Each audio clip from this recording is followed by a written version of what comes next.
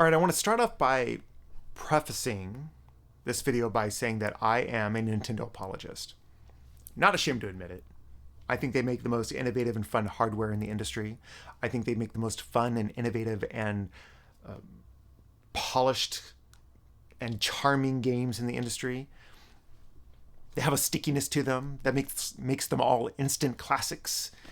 That gives Nintendo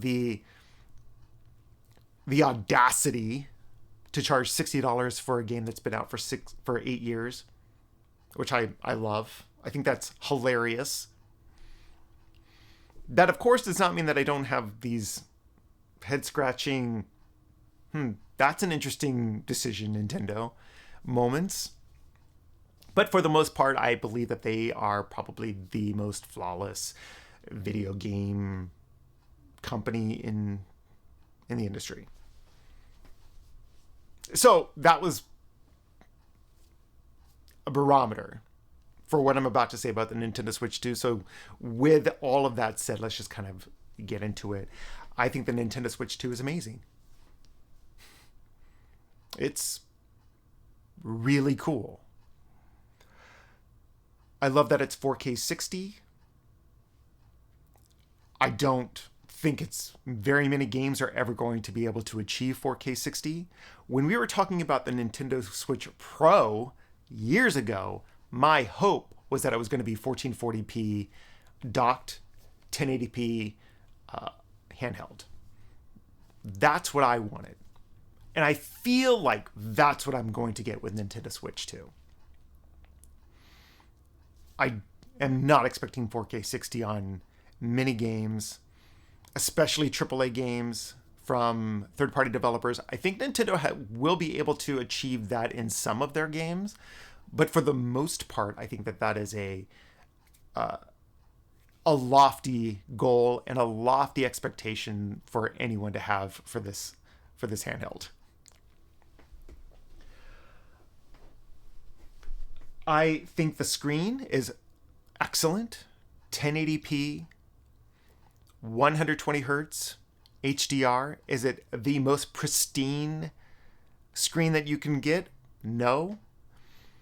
But I will say the Nintendo Switch OLED, there's just something about it that I do not like. And I can never really identify it. Yes, it's beautiful, but I think it might be too bright. So maybe if I brought the brightness down, I would like it more. It also seems like it's too saturated, but if I brought the saturation, there's that switch where you can do vibrant or not vibrant. But I've done not vibrant and it wasn't vibrant enough, but the vibrant is too vibrant. If that makes sense. Like there's just something about that screen that I don't like. So I'm kind of glad that there's not a OLED screen in the Nintendo Switch 2.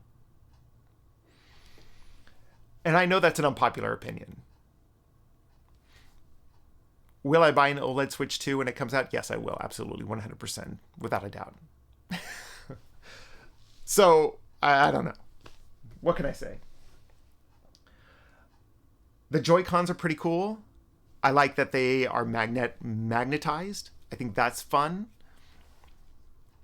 I like that the buttons and the joysticks are bigger for us clumsy Americans. I like that I think actually, no, I just don't like it. I just think it's wicked cool that you can break them off and you can like use them as mouses. And what I found really cool was when I was watching the Treehouse Live and the person was playing Metroid Prime 4 and he was just using them as Joy-Cons, and then all he did was turn it and put it on the desk, and he was able to instantly change it to mouse controls. And then when he was done using mouse controls, he just picked it up and started using it as a Joy-Con again. I thought that was... What? Like, that's like one of those little tiny, like, Nintendo things. One of those Nintendo things that just... They do weird stuff, and they make it work, and they make it cool, and they make it seamless, and it's just easy. And that's just one of those things that Nintendo does. And seeing that was... I thought that was really cool. I will say though, game chat, I'm not a game chat person. I'm not a multiplayer person. I'm not interested in multiplayer games unless I can play them solo.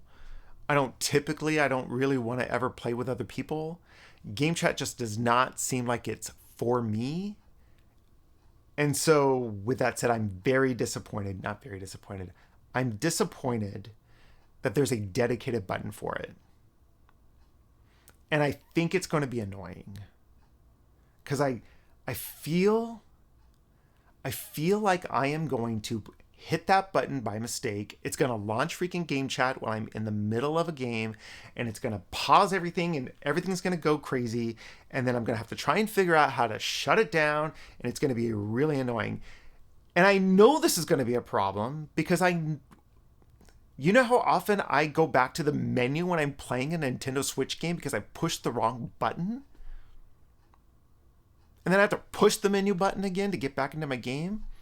Game chat's going to be this. Not only am I going to be doing it with game chat, but I'm also going to be doing it with the home button as well. Gosh dang it.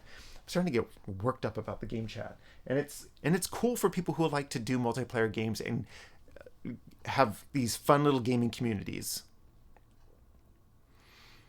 People have been talking about the camera like it's going to be a problem. It's not going to be a problem. I don't even... We're talking about Nintendo here. Nintendo's going to shut that down with... You're going to have your friends list of people that you trust, and you're going to be playing games with them, and no one's going to be showing their junk. That's the hope. Unless you're a part of a gaming community that only shows junk. And if you're in that community, congratulations. Now onto the price. I have an unpopular opinion about this. I think the price is appropriate. I think $450 for this is the right price. Considering that I spent $700 and something for my ROG Ally, and I don't even really use that. But I've had my Nintendo Switch for 8 years. And I paid what, $300 for that? 300? So $500 for like $450 for a console that I could conceivably use for 8 years is, I think, a deal. Like, it's not that... It's the right price. Would it be better if it was cheaper? Of course. Would it be better if it was $350 instead of $450? Of course. But I think that is an unrealistic expectation. I think $450 is the right price for it. I think it's priced correctly for its compact nature. Like, the smaller things get, the more expensive they are. Sure, you can get a PlayStation 5 for, $400, but the thing is the size of a minivan.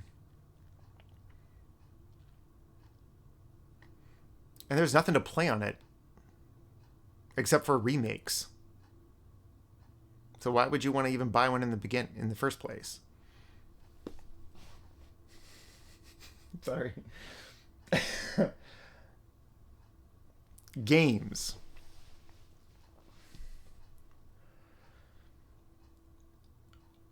Mario Kart World. Okay.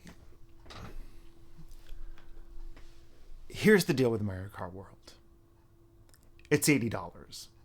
I don't think I'm going to extract $80 worth of value from that game. Of course, I will look at the Nintendo Direct about Mario Kart World, but I doubt there's enough in that game to keep me engaged for as long as I want to be engaged for that amount of money. I know you shouldn't do this as a gamer, but I do put a value on my time. And so my kind of base level expectation is $1 an hour. I know you're not supposed to do that, but that is, for me, a way to extract value for my money and my time. That doesn't mean that there are not games that I pay for that are only a few hours long. Do I want to play a game for 80 hours? No, I never want to play a game for 80 hours.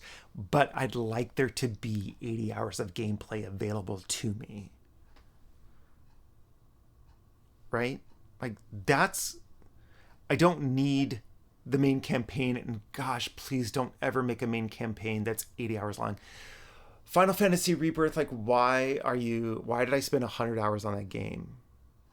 Like, I didn't even enjoy like 20% of it. I thought it was terrible. But I just don't think there's going to be, because Mario Kart World is primarily a multiplayer experience. If you have friends that you play games with, it might be worth it for you. I am not someone who plays games with other people. I don't think I'm going to get an 80-hour or the value of a single player game. I don't think I'm going to get 80 hours of value out of that. I think what we really need to be discussing here is Donkey Kong Bonanza for $70. And that game looks terrible. That does not look like a fun game at all. I don't want a game about digging ditches. There's that game that I've been seeing that all you do is you dig a hole. Like, why do I want to do that? I don't want to dig holes. I don't want that to be the primary gameplay hook. And that's what Donkey Kong Bonanza seems to be. That's all they're doing is just digging holes in Donkey Kong Bonanza. That doesn't look fun. Am I doing something else? Like, I want to know what I'm trying to achieve in that game. There's just nothing about Donkey Kong Bonanza that seems fun or interesting, and I will be amazed if they're somehow able to sell that game to me. Am I going to buy it? I don't know. That might be a pass for me. Metroid Prime 4, I think looks interesting. I'm not a Metroid fan. I think it's a cool aesthetic. I think the gameplay is fun to an extent. But there's only two Metroid games I've ever played through entirely. And that is Metroid 2, Return to Samus, Return something on the Game Boy. And I played the Game Boy version on my Game Boy. And Metroid Dread. Those are the only two games. And I only really played Metroid Dread because I was part of a game club. That's the game that we were playing. So those are the only two Metroid games I've ever finished. Metroid, that style of game doesn't appeal to me. Will I buy it? Probably. Will I want to see Metroid Prime 2 and 3 come out kind of in conjunction with that game? Yeah. I mean, yes. I started Metroid Prime Remastered a couple of days ago. It's fine. It's fun, but not really. Like, I didn't really enjoy my time with it. I played for like 40 minutes and I mean, it's a Metroid game. It's fine. It's fun. It's beloved by many, just not me. And then there were a bunch of third-party games that I'm interested in. Many of them I've already played. Hogwarts Legacy. I loved Hogwarts Legacy. I platinumed that game on Xbox. I bought it for Switch because I wanted to kind of just like mess around in the world while I was on vacation. Cyberpunk 2077. I platinumed that game on Xbox. I think that's going to be another great game to have on handheld, just kind of like mess around with when I'm on vacation or when I'm just out and about or away from my TV. I think Elden Ring on it is going to be fun. I think we're going to get a great PlayStation 4 experience out of Elden Ring. I played that, about 30 hours of that on my Xbox, and It's fun. I liked opening up the map as much as I could. There reached a point like when I'm playing a game, especially when part of that gameplay loop is opening up the map by collecting stuff. That's what I tend to do. So when I'm playing a game, the initial idea is like, I'm going to finish the game. And then as I get more bored with the game, I'm like, okay, well, my end game is going to be, I'm just going to open up the map and see what happens. And that ended up being Elden Ring for me. Final Fantasy VII Remake Intergrade. I've already played that game twice. First on my PS4 when it first came out. Then I played Intergrade in kind of in preparation of Rebirth. I have a really great time with that game. The game has a good hook. That first one, the second one is trash, but the first one was so good. So that will be another game that I probably will get just so that I can have it on handheld and just so that I can kind of mess around with it. Because it's just a fun experience. And then another game, Hitman World of Assassins, I'm also kind of excited for. And that is because that is another game that the sandboxing nature of it, where you can just jump in at any point, play around, like it'll entertain you for as much time as you really only have, and then you can just jump out and just be done with it. I think those are like the 5 games that I'm interested because they all have that nature that you can just kind of jump in. Same with No Man's Sky, it's these open world kind of experiences that I really enjoy. And then GameCube coming to Switch too. Great. Love it. I love the GameCube. I still have my GameCube. I still have all my GameCube games. So what are we seeing? We're seeing Soul Calibur, which is, I remember when that came out, and that was so exciting and so fun. Soul Calibur 2. Love the first Soul Calibur for Dreamcast. Soul Calibur 2 was excellent. Got to play as Link. So cool. And you got F-Zero, was it GX? I seem to remember that game, was that game developed by Sega? I think that game was developed by Sega. Was that game developed by Sega? I can't remember. But I feel like that game was pretty hard. But still cool. And then what was the third game? Shoot. And it was an actually really good. Oh yeah, Wind Waker.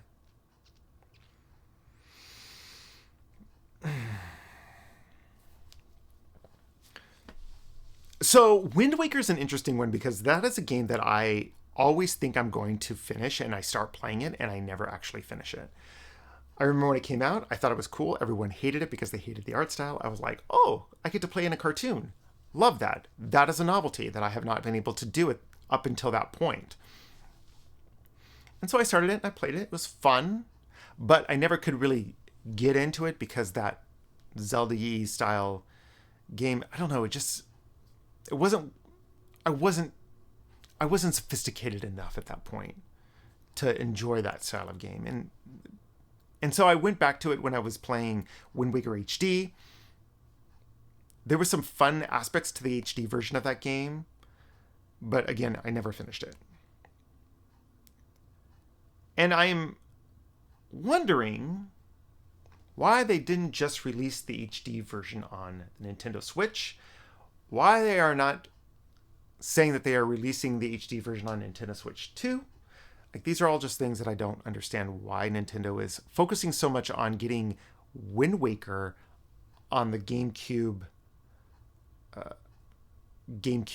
emulation channel. But there are a lot of games that are coming that I'm very interested in. I'm thinking about, but obviously the game that I really want from GameCube is Animal Crossing. I really enjoyed playing Animal Crossing with my family. And I'm wondering if that will ever come. And I'm hoping that will come. And I'm actually hoping that they're going to bring a lot of games. Like, I want them to figure out Pokemon. Like, figure out Pokemon. Like, even if you just have a Pokemon channel that just has all the Pokemon games on it. Like, that is what I want. I want to play all of the Pokemons. And I want to be able to trade with people. Like, figure that one out. This is a big opportunity. But there you have it.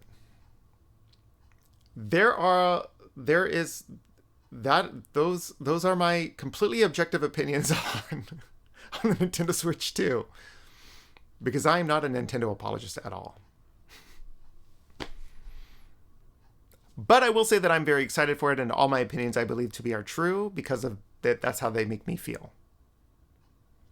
And I think that's important, that I am true to what I feel. And I feel right now that I think this is a win for me.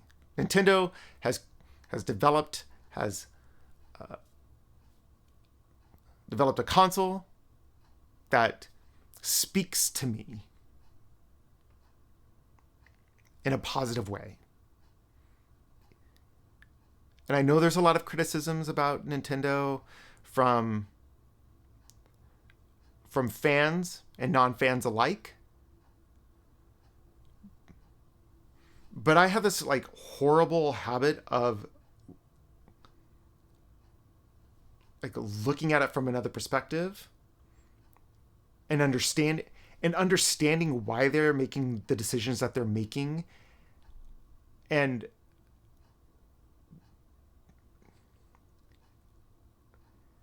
just being able to like accept that, like, yeah, like if I am Nintendo, I'm going to do this, or I understand why they're making that decision. And I'm not just coming at it necessarily from an emotional consumer perspective. And I try and do this with a lot of different viewpoints in a lot of different aspects of my life, where I try and broaden my perspective and look it through the eyes of somebody else. Anyways, I'm excited for it. That's all I care about. I'm sorry that there are people out there that are not excited for it, and that there are barriers to entry for them. But I think at the end of the day, I think this is going to be a great system, and I am very excited for it. All right, well, if you have the capacity or the desire to subscribe, like, or comment, please do. And maybe I'll see you again. I don't know. This could be just a one-off. All right. Well, anyways, I'll see you later. Bye.